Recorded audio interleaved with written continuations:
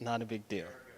We are a go. So hopefully I don't have to introduce myself, but I will. I'm Carl Woods. I'm the Director of Recreation and Intramurals for Middle Georgia State University, and I'm so glad that you're here.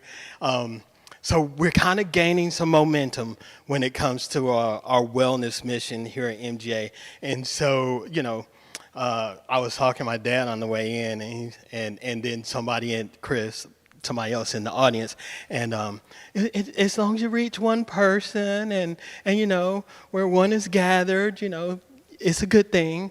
So that's the thing about it. We're trying to spread this wellness initiative and message that is a strategic priority, by the way. And we're trying to really ensure that we pour into faculty, staff, and students, and that's about creating programs that really assist in building the well-being systems and helping people to really work on their holistic wellness journey. And so that's the mission, and that's what we're going to do. So in today's topic, we're going to be talking about the benefits of physical activity, but we're doing that and we're talking about the correlation between the 6 dimensions of wellness. And so we know, and I'll go over this in a second, but we know for those of you that are online, that I know we have some folks online. Hey, Dad. Hey, Mom. We're talking about the 6 dimensions of wellness and the correlation with physical activity. And so the 6 dimensions of wellness are occupational, physical, social, intellectual, spiritual, and emotional health. And so when we're talking about that spiritual journey or spiritual health, I had a great I'm finding my things in Macon, right? And so I've stumbled upon Ocmulgee Indian mounds. And so I've been a couple of times, and last Saturday I went, and it was such an interesting journey. And so that was like my third time going, and so this time I said, okay, I made sure I got my trail shoes. I got the Trail Hokas or whatever, and so because I don't like to get my other sneakers wet by walking in the grass. So anybody who's been to Ocmulgee, there's paved and then there's unpaved, and the unpaved can get really wet. So I got my little trail shoes out, and I'm walking through, just really exploring Ocmulgee to see what it has to offer. And I came up to this bridge, and there's a stream flowing under it. It was really cool. And I saw these red birds floating around, and it was such a great moment that I just kind of stood on the bridge and kind of took it in, a mindful moment. You feel me? We've talked about mindfulness. And so one thing about me that a lot of people don't know is that I write poems. And so since I've been down here, I haven't really been inspired to write as much. And so that was the first time that I wrote something. And so I'm going to share it with y'all, okay? So I'm really particular about my stuff. So if you don't like it, you just snap anyway, okay? And that goes for you online too. You just act like, oh, he's gifted, But it's not long. And so I found this spiritual spot at Okmulgee, a spot where the birds are a deeper hue, that means color, and the air smells of sweet spruce, and the grass is comfortable to my toes. Yes, I do grounding. That's a part of spiritual health, spiritual wellness. The cardinals are the reddest red, and the blue jays are the bluest blue. The sounds of the water streaming by is music to my ears, and the sweetness of the air tickles my lungs. I am mindful of the sacred solace of the ancestors' whispers and the animals bustling and gazing from afar, a place of wonder and awe. I stand at the bridge as the cardinals dart back and forth, twitter-pated and playful, free of worry or care, mesmerized by the beauty that blesses my soul. I finally found a place that makes me feel whole.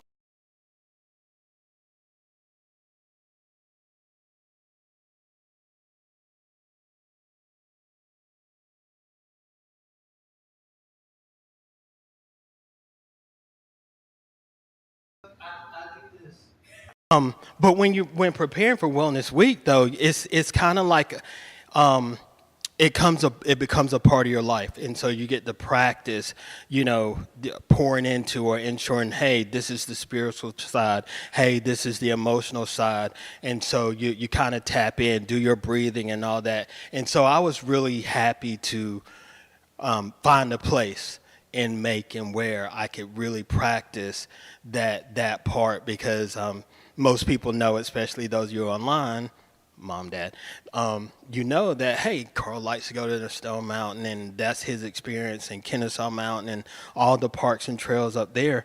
But down here is kind of new because I'm finding my own spaces. And so to find Okmulgee is really a treat, really a treat. And so if you know of other great spaces, hint, hint, that's a great space to take our kids, if when we're planning for our events for the next upcoming year.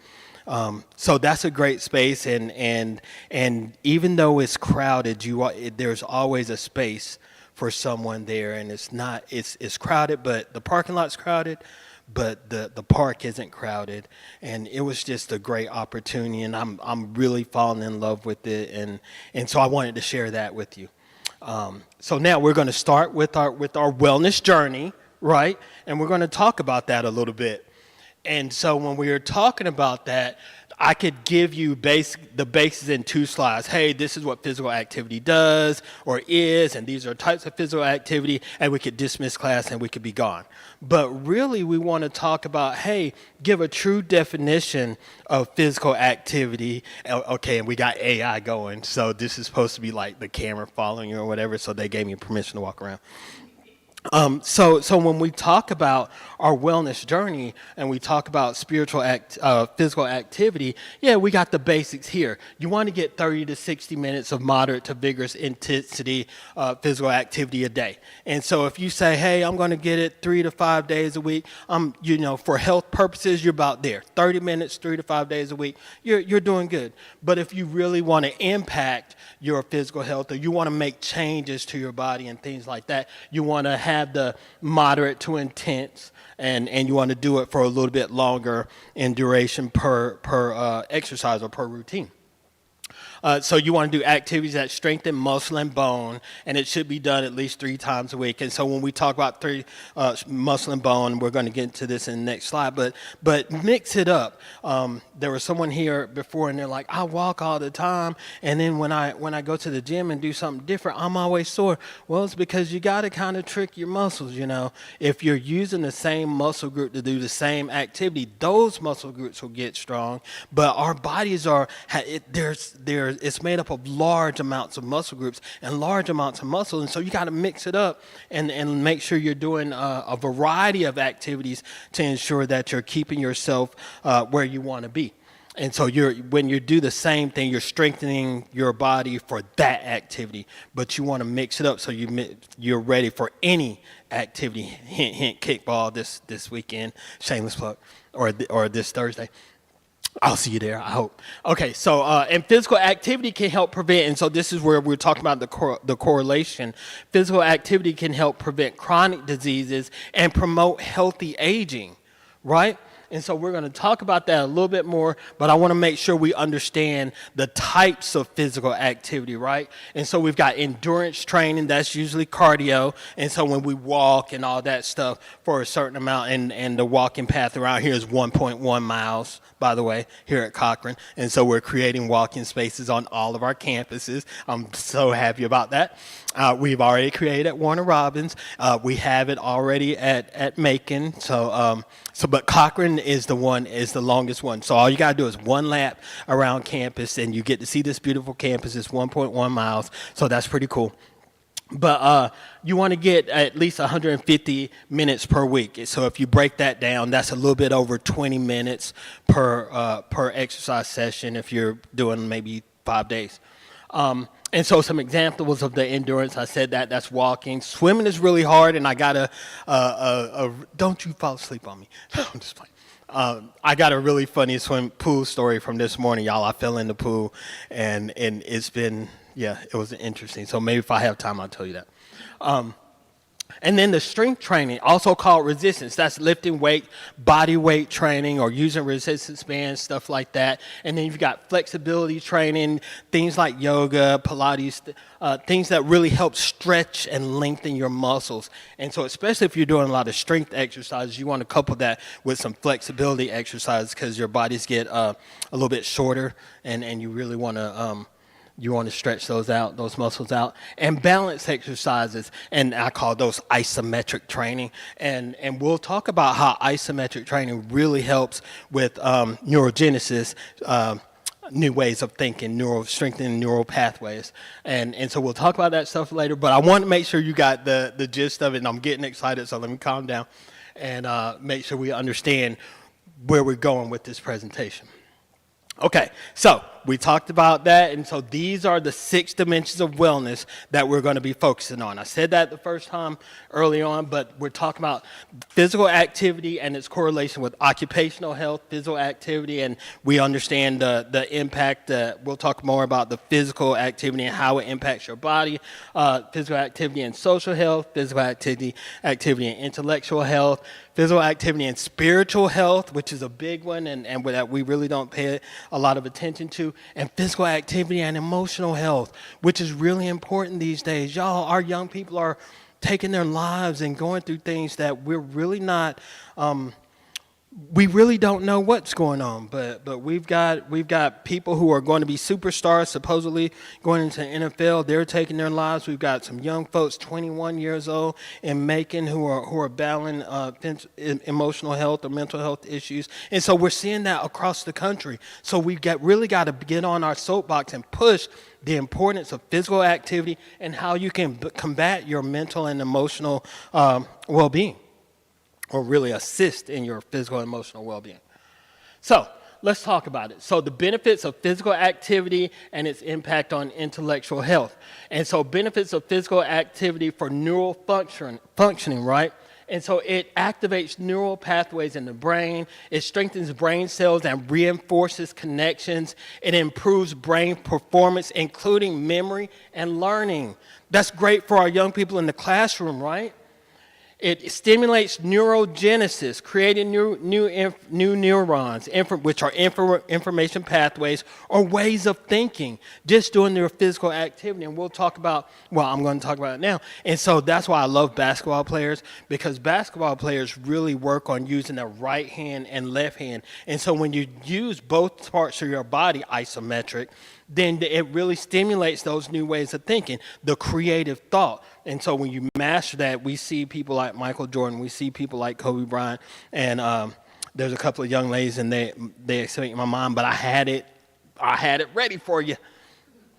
And so it reduces inflammation and oxidative stress and just promotes brain health. So just think, hey, I'm walking 20 minutes a day, or I'm doing my physical training, and it helps me to be sharper in the classroom. It helps me to be sharper in the workplace. It helps me to focus better. It helps me to retain information.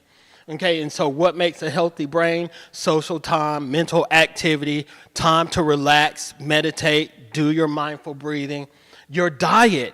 And so we have somebody from Aladdin here, and I was just talking about how we want to trick our students and ensure that, when we're having activities, we can have healthier meal options for them, and so that they can see what they can have and we can impact their nutritional benefits through that. We don't have to tell them, but just have some great tasting stuff, and I have ideas. And make sure you're getting some sleep, right?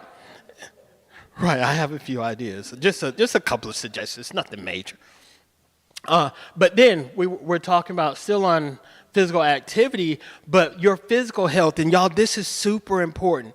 So we're seeing that age-related diseases are starting to affect people at younger ages. We're talking about diabetes, anxiety, which is your mental and emotional health, high blood pressure, osteoporosis, arthritis, high cholesterol, stroke, cancer, higher incidences of cancer, obesity, weight management, and depression. And so just getting up, especially if you're getting out in a natural setting and you're out enjoying nature and you're going for a walk, it impacts all these dimensions. And so it helps you to fight off cancers and things that age-related disease. You can't even call them age-related diseases anymore because they're starting to hit our young people at an extremely alarming rate. I had a young person, relatively young. I mean, we were the same age. We went to school together, and they just dropped past of a heart attack over the weekend. Physical activity is super important if you want to prolong your life, if you want to be around for your kids, if you want to be around for your grandkids. This is why it matters, you know. About 1 in 2 adults live with a chronic disease. Of adults with chronic diseases, about half or have 2 or more of those diseases. Only 1 in 4 U.S. adults fully meet the physical activity guidelines for aerobic and muscle strengthening activity. Getting enough physical activity could prevent 1 in 10 premature deaths, 1 in 8 cases of breast cancer. We're seeing that at an earlier age. 1 in 12 cases of diabetes, and 1 in 15 cases of heart disease. And let me move forward a little bit because I just keep see myself falling off the stage, and that would be really embarrassing. Okay, so we got the impact. So we understand that physical activity most days a week can combat these diseases right here. And we understand that, hey, if you don't, these are things that can happen, right? Okay, so let's talk about emotional health. I see Perdita over here, so let's get into it. So when we talk about physical activity and this impact on emotional health, we're talking about the impact on stress and anxiety reduction. We see that, y'all. Our young people are having all types of issues, and we know you're short-staffed in the clinic over there. And so how can we in Rec and Wellness help you? Well, let's prescribe them exercise. Tell them to come hang out with us. And I know we're building our program, but we really want to, on our list is personal training and assessments, and so that we can help write those exercise plans so that our students don't just go in there, because a lot of people don't work out because they don't know what to do. You know, it's too daunting. They go into the gym and they're like, I've never been to the gym before. I'm here, but I don't know what to do. And so they get overwhelmed and they leave. And so we really need that in our program. I see my boss in here, and I know my other boss is online, so shameless plug. And hopefully Amanda's listening, because I'm always asking for money. And I'm going to keep asking. We're trying to build something here, and you can't do it without money, right? And we see that physical activity, it combats depression, right? And so we can prescribe that. We can say, hey, Fish, let's take them to Upmogi. And let's go there, and we can do some breathing activities. They have space at Upmogi. I've kind of checked it out. But we can prescribe that, take our young people there, and then that will help them with those issues, the anxiety, depression. And so we can combat it, right? We have to be active and really fighting off these things. And so sleep regulation is always important, and so my team teases me like, you go to bed super early. Yeah, I do, because I need my energy, and I want to be my best self. And if I can't be my best self, I'd rather not be here. But sleep regulation, that helps you be your best self. So set a time that you're going to go to bed and adhere to it. Put the phone down and go to bed. Work on your breathing, and you'll fall asleep before you know it. And then you'll feel rested, and you'll thank me later, okay?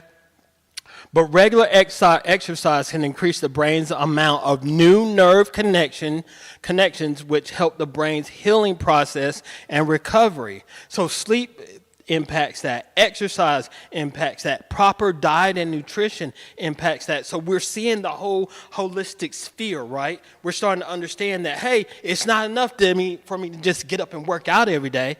I've got to do other things to ensure that I'm holistically well-rounded, Okay, lower your voice, right? I can hear my dad saying, "Why does he not have on a tie?" But it's a different time. Don't judge me. Okay, so benefits of physical activity and its impact on spiritual health, right? Okay, let's get into it. And I know my dad's like, you don't, but listen to me.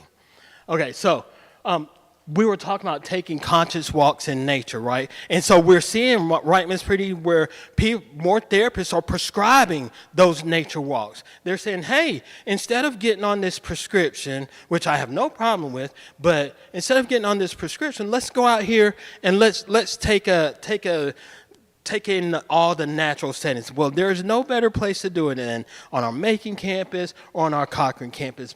And I pulled up earlier today, and I was on the phone with the yoga guy.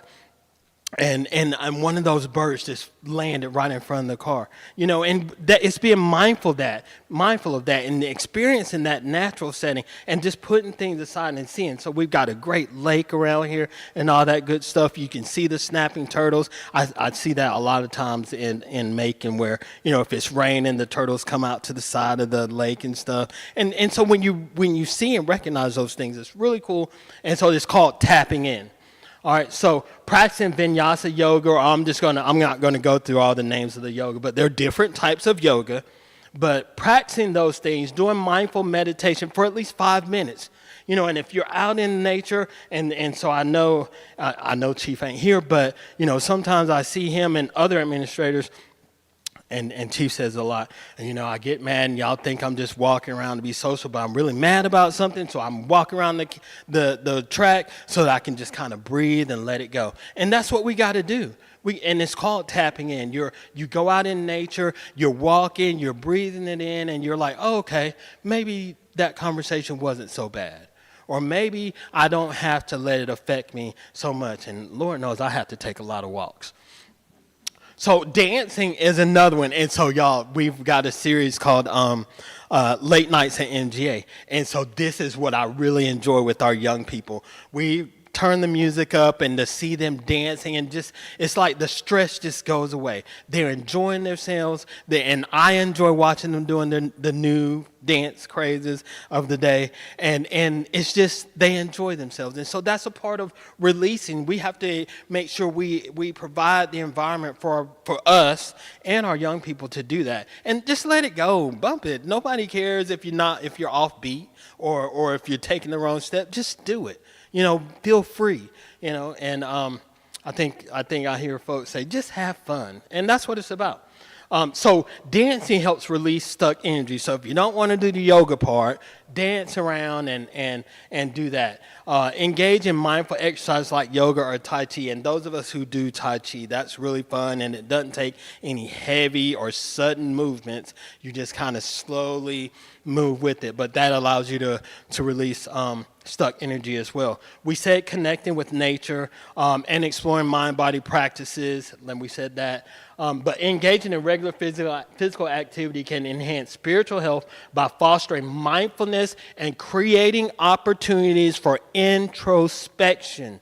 Look within. So a lot of times we look outside of us for that spiritual uplifting, but really we should look inside first, and then see how that outside, the external parts of us affects us, And so if we can't tap in internally, it makes it much more difficult to tap in externally. All right? And so we're going to talk about social health. And so the impacts of physical activity on social health means social well-being. You're included, especially when you have folks that you work out with. We had Randy in here earlier, and he was talking about, I come early in the morning and I walk with a group of people. And that's that social well-being. You have those accountability partners. Hey, I missed you at the gym this morning. And so Chief and I do that to each other a lot. Okay, I'm going to stop saying your name, bro. But we do that. Like, I missed you at the gym. Where was you? And so it's that thing, encouraging one another to do those things, because you understand that it helps you with that. And so playing sport, this is where our intramural folks come into play, because we understand that these employers these days, they want team players, and intramurals is the last opportunity for our young people to learn those team building skills that they need, that are so important for them to have as they go out and start their careers. So play new sports. It helps you meet new people and develop good relationships with others. It can improve your confidence and help develop skills such as communication, leadership, cooperation, and teamwork, right? And so, and it's overall physical activity. So our volleyball program, shameless plug again, right? So we're really trying to build that, and Chris, my other Chris isn't here in housing, and so we're really trying to. We have a wellness themed community that we're really trying to get off the ground, and it's a little bit more difficult than I thought, but we're doing it. We're doing it, and we're sticking to it. And so as we plan for this year, we really want to encourage those connections through Rec and Wellness, through the activities that we offer, and we're going to have a capture audience hopefully there in our wellness community. But it increases confidence and improve peer acceptance. And unfortunately, we do care what our peers say and think. And so maybe we should consider the peers that we allow to be in our spaces, right?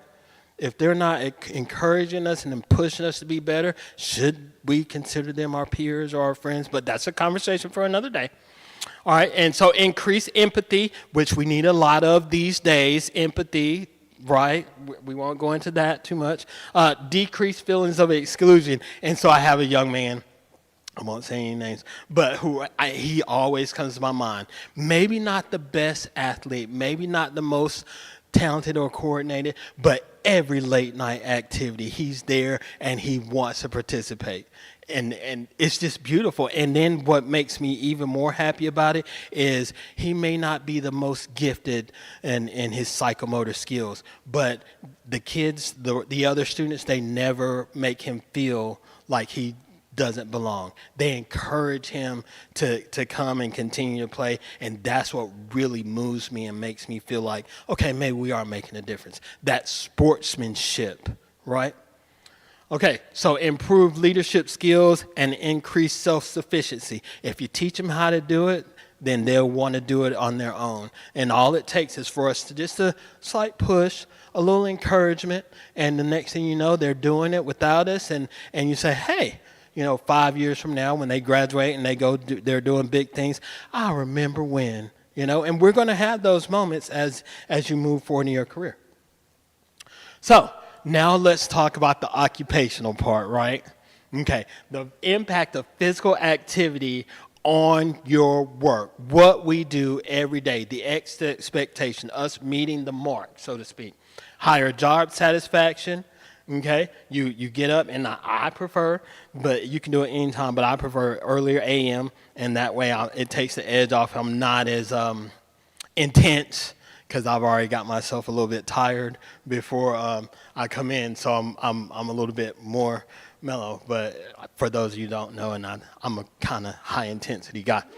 I know you couldn't tell. I know. But higher job satisfaction, and so I always say, and I learned it early on, and you got to do what you love. And so for me, y'all, this is my passion. This is what I do. And so it excites me. And so when you do what you love what you do, and it's not like you're going to work every day. So share that with our young people. Also, the assessment, there's an assessment you can take that helps you, shameless plug for our career development office, which I know I said it wrong, Mary, but forgive me. But shameless plug, because when we encourage our students to take the career assessment, they're more likely to go into fields that they really do enjoy, where they do get that fulfillment, the one I'm talking about. Improve concentration in the workplace. We know there are times, especially we had the masters going on, so it was like, hey, I want to do this paper, but the masters. But yeah, so it helps you focus on what you're doing, enhance creativity, reduce stress, reduce absenteeism for our folks in HR, return on investment. Improve mental health, and we as professionals, we have a stressful job as educators, because sometimes we do take this stuff home with us. Sometimes we do take the issues that our young people have, and it affects us when we're off the clock. And so when we're able to go in and get a good workout, and we're able to just say, hey, I gave it the best I had, and I'm leaving it right there. And increase overall mental resilience. You're not going to be up here all the time, but it helps you to bounce back like a rubber band. Okay, I had a bad day today. I had a bad day yesterday. I'm getting a good workout. I'm tapped in. My energy stores are refilled, and so it's important for us as educators to ensure that we refill the cup because we pour out so much. What are we pouring in? Who's pouring into you, and what are you pouring into yourself? Right. And so that's the impact on physical health. Physical activity helps us to recharge or refill the cup, right? Okay, so I think that's it. Yep, and this is the time for us to take questions. Do we have can we take questions online? Yeah, I can read out the questions if anyone wants to ask. Holy smokes. Y'all, we fancy at MJ. Y'all, we fancy. You'll have to share what I just said because I compare it what you just said. He said, if you type your questions in online, then they'll read them to us up here while we're live in Cochran, Georgia, right? Is that not fancy? So, yeah, Dad, we doing it big over here. But, okay, sorry. Sorry. He's going to be trying to do this next Sunday. Yes, ma'am. I got a question from the audience, and I'll repeat the question for those of you that are online. Yes, ma'am.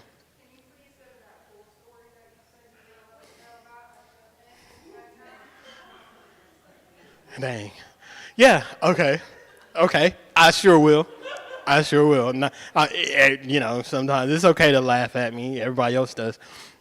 Yeah, so I have a routine. So I try to get at least 30 minutes in of high intensity exercise in the AMs. So I got done with the stair climber. I've been on the stair. I've moved from the Jacob's ladder to the stair climber. If you haven't tried our Jacob's ladder, then shame on you, but it's a rough one. So we're doing our new pre-core stair climber. We got some more coming in. We have a few in our facility in Cochran. But so I'm testing out the stair climber. And I get done, and so next after that is the cool down, and that's me sweeping the basketball court and doing some neurogenesis activities on the basketball court, and so that's the isometric training, layups, right hand, right left hand, free throws, right left, whatever, so I can try to think better. But then I go to the pool. And I hose down the pool. So I'm hosing down the pool, and I have this little spindle with the water hose or whatever. And I thought that I had to pull hard on the spindle for the water hose to come out, and I didn't realize that the water hose was stuck on a table. And yeah, I know, Jan.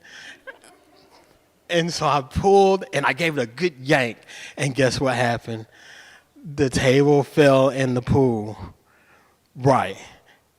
Oh my gosh. And so I'm like, I didn't get mad. I'm like, we still above the line. No problem, right? Above the line, you get it pretty good. And so we're above the line. So I go, I'm like, no problem. I'll just reach in. So I put my phone down this time. This is my second time falling in the pool. I know. And so I put my phone down or whatever, and I'm laying on the pool deck at the 4-foot end, and I'm reaching to pull it up. But for those of you who's in Macon, those tables are kind of heavy. And I know a big, strong guy like you, yeah, it's heavy. And y'all, I fell in head first. Yes, into the pool, y'all. Oh my God. I mean, gracious me. And so I fall in, and I've got my whole sweatsuit on or whatever, and so I just okay, well, I'm in here. Let me go ahead and get the table out. And it wasn't as easy as I thought it was going to be to get the table out, but I got it out, and I get out of the pool. I'm looking like a wet cat, just soaking wet, and so needless to say, I didn't finish hosing down the pool today, so. So I had to do some quick changes, find some dry clothes. So yes, Jordan, I got a T-shirt that was dry, and I had to go home and take a shower, and I still made it here on time. So a little bit disheveled, but we made it here, and that's my pool story for today. That was this morning. Yeah. Yay, go MJ.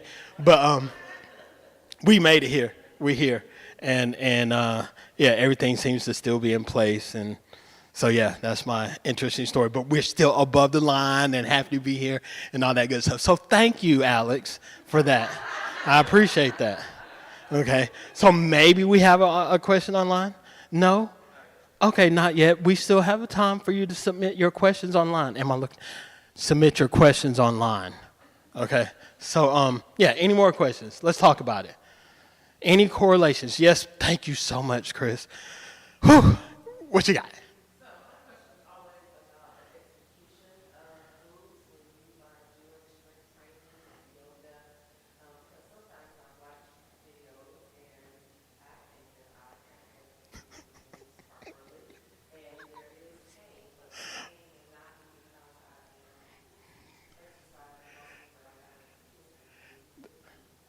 That's right.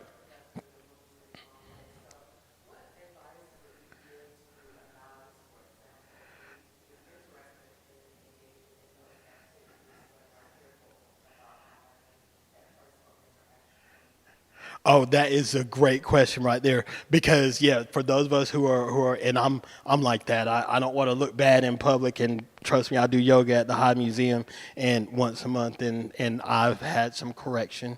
But one, you want to watch the movement beforehand and ensure that you're able to do it. So I call it kind of a tape delay. And so if you see the movement online and then make sure you have a mental picture of it and then slowly perform it, especially when you're just beginning, and slowly perform the movement so you're going to kind of be behind. And the good thing about technology is we can always rewind a little bit, but make sure you're aware of the video. And so this is for our library folks because we have a yoga series that we're trying to start over the summer. Okay, Stansfield. So we're going to try the yoga series over the summer, but make sure you rewind it and slow down and make sure you master it first in your mind, seeing the movement. Now, just because you see it in your head and the way you perform it, it's probably not going to be the same. And trust me, I do that all the time. I think I'm doing it right until someone has to come and correct me, but it's okay. So, that's a good one. Slow down. Make sure you have a mental picture of what you're doing and then trying to do it on tape delay. Watch them perform the whole movement and then do it. And then for those of us, if you're at Macon or Cochrane, ask some of our people. And then at our spaces in Dublin, our space in Warner Robins, Eastman's coming, just be patient with us.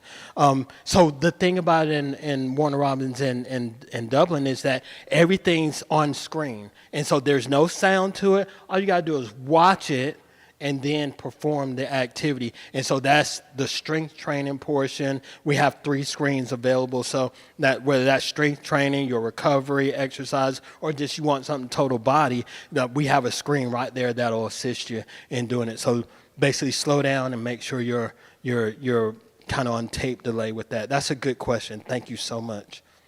Anybody else? We talk about it now. Yes, ma'am. Hit me again, Chris.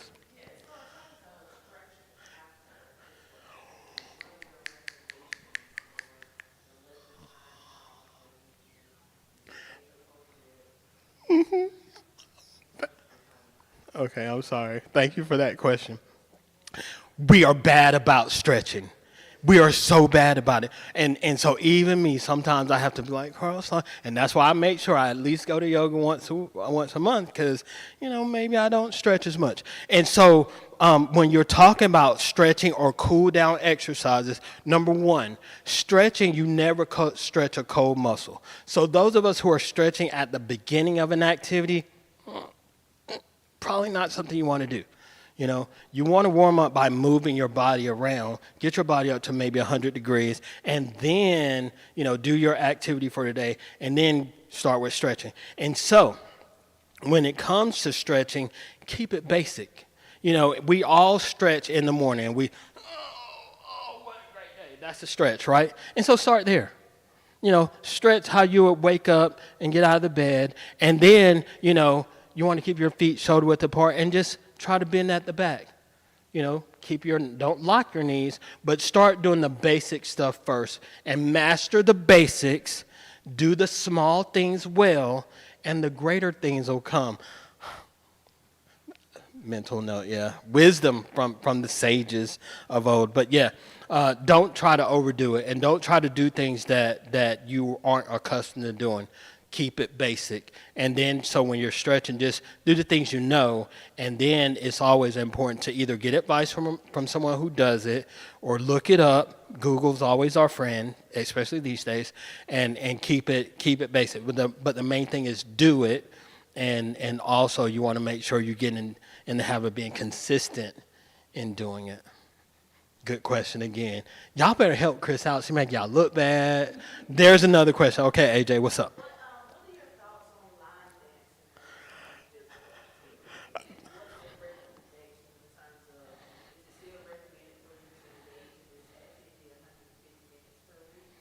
Line dancing, any type of dance activity does contribute to the 150 minutes. And so the other thing is we said mild to moderate to high intensity. And so dancing is a workout, guys. And so yes, you want to keep to those recommendations, but mix it up. And so as part of our group fitness series, we want to start offering more types of, Alex, yeah, we do.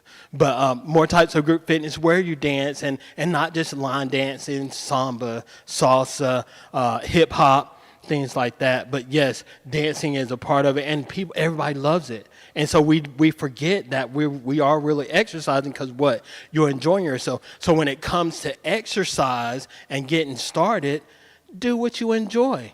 If it's dance, go dance. If it's gardening, go garden.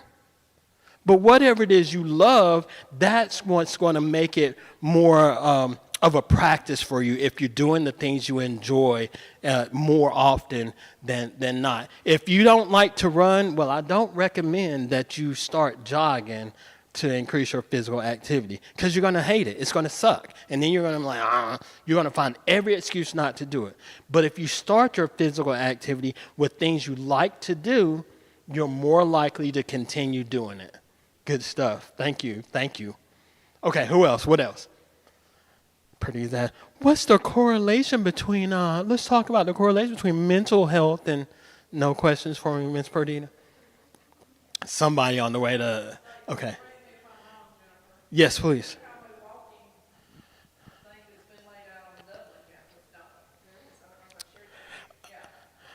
Well, I was going to do a new one, so.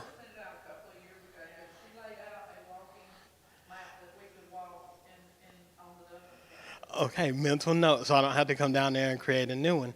But yes, okay, and so that the plan is for us to have a walking path on every campus, a route, or mental health, a mental emotional health route, or whatever. But we want you want your path to be safe. And so on our campuses, we want that to be internal. So keep it off the main roads, right? And then you want it to be a loop so that wherever people start, they're going to be able to get the loop. Start where if you come out the library door, you can end on the library door. And the other key to a good walking path is you want it to be over half a mile at least. And so it's going to be a little bit difficult for us on making. That's probably going to be like 0.3, but it might be half. But we got to make sure it's where we need it. Okay, good stuff. Good question.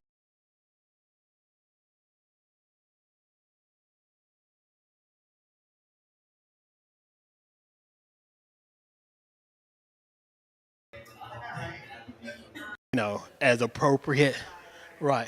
But yes, we're working on Eastman as well. So we're still lacking on Eastman, and we're still lacking on Dublin, and every other campus should have one.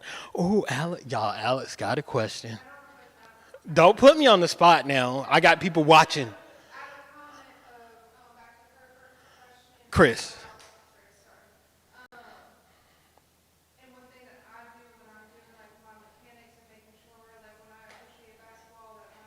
You're a basketball official? Oh, wow.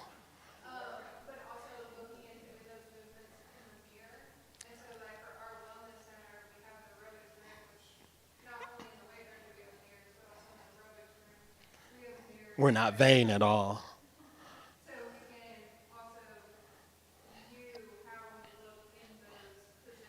Great. That's a really a great add-on, and thank you for plug in that. Another way to ensure that Alex was saying another way to ensure that you're doing the stretch or exercise properly is to do it in front of a mirror. And so we're not vain or anything like that. It's just it helps you to really do a self-check to see if you're doing the exercise appropriately or if it looks weird or whatever. So, yeah, that's a good one. You make me think of something, but I'm not going to share that. Still no questions online. Okay, well, you know what? We're really happy that you guys are here. We have lots of activities planned for this week. We still, for those of you who are in Cochrane, who are tapped in, come over, see us. We have a couple of vendors here that we would love for you to engage with. And happy Wellness Week. We're looking forward to a great week. Thank you so much for being here.